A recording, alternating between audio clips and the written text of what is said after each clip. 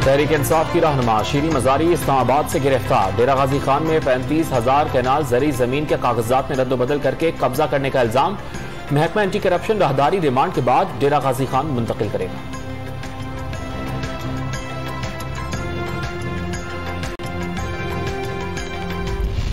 PTI रहनुमा शीरी मजारी को गाड़ी से उतारकर लेडी पुलिस एहलकार साथ ले गईं। घर के बाहर से गिरफ्तारी के वीडियो डॉन न्यूज को मौसूल।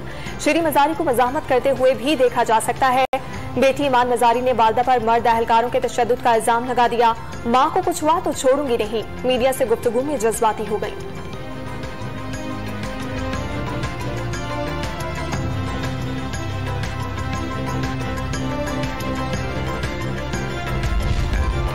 तहरीक इंसाफ का शीरी मजारी की गिरफ्तारी के खिलाफ आज मुल्क गिर एहतजाज का ऐलान। हुकूमत मुखालिफ तहरीक की सबसे बड़ी गिरफ्तारी हुई।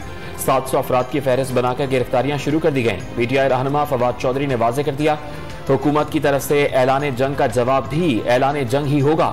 हुकूमत ने पहला बार खातून लीडर पर किया। शिबली फराज ने गिरफ्तारी को इख्वा करार दे दिया।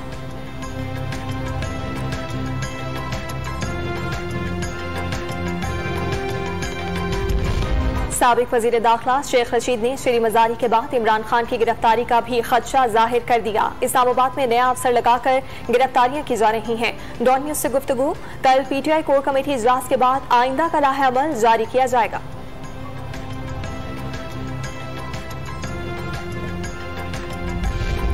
पीपल्स पार्टी की जानिब से शीरी मजारी की गिरफ्तारी की मजम्मत। शीरी मजारी के खिलाफ कोई भी इल्जाम नहीं, गिरफ्तारी करने का हुक्म किसने दिया?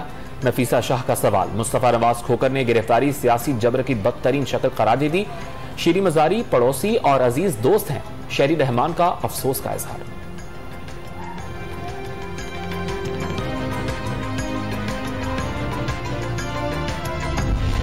कराची में रहनुमा पीटीआई आलमगीर खान के खिलाफ सरकार की मुद्दत में संगीन इल्जामात का मुकदमा दर्ज।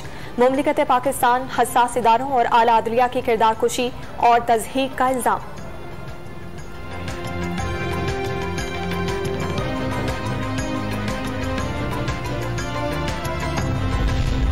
सदर मुमलिकत आरिफ अलवी ने गवर्नर पंजाब की तकर्री पर वज़ीर आज़म की एडवाइस को मुस्तरद कर दिया।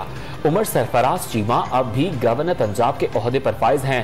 नई तकर्री का जवाब नहीं। पंजाब में गैर कानूनी तरीके से अक्सरियत हासिल करके आइन की खिलाफ वर्जी की गई। सुप्रीम कोर्ट और इलेक्शन कमीशन ऑफ पाकिस्तान के फैसले से उमर चीमा के उसूली मौक़िफ़ की तौसीक भी हुई। वज़ीर आज़म शहबाज शरीफ के खत का जवाब भी दे दिया। और मुनहरिफ अरकान को डी सीट करने के मामले पर जहांगीर तरीन ने इजलास बुला लिया। इलेक्शन कमीशन के फैसले को अदालत में चैलेंज करने पर मुशावरत होगी। बाज़ अरकान ने ज़िमनी इलेक्शन में दोबारा हिस्सा लेने की तजवीज़ दे दी।